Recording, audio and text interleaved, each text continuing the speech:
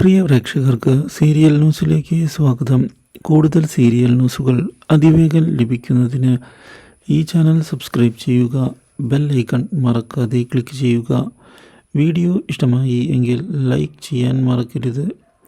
നമ്മുടെ പ്രിയ പരമ്പരയിൽ ഒടുവിൽ പുതിയൊരു വഴിത്തിരിവ് വന്ന് സംഭവിച്ചിരിക്കുകയാണ്.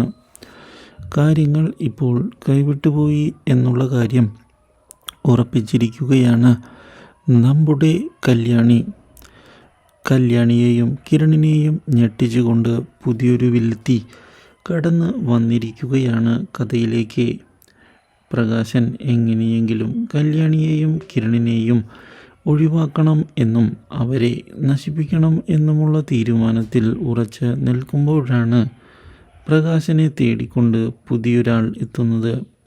പ്രകാശനെ ചെന്ന് കാണുന്ന അവൾ ഇതേ തുടർന്ന് പ്രകാശനോട് കല്യാണിയെയും കിരണിനെയും തകർക്കുന്നതിന് താൻ സഹായിക്കാമെന്നും അവർ തൻ്റെ ബിസിനസ് ശത്രുക്കളാണ് എന്ന് അറിയിക്കുകയും ചെയ്യുന്നു. ഇതോടെ തനിക്ക് സന്തോഷമായി എന്ന് വ്യക്തമാക്കുന്ന പ്രകാശൻ ഇതേ തുടർന്ന് അവരുടെ കൂടെ നിൽക്കുകയും ചെയ്യുന്നു.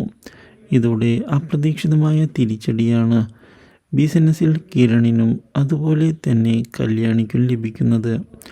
ഈ കാര്യം അറിയുന്ന പ്രകാശൻ വളരെയധികം സന്തോഷിക്കുകയും ചെയ്യുന്നു. ഇതേ തുടർന്നാണ് വിക്രമിനെ ജാമ്യത്തിൽ ഇറക്കുന്നത്. Do like, share and subscribe.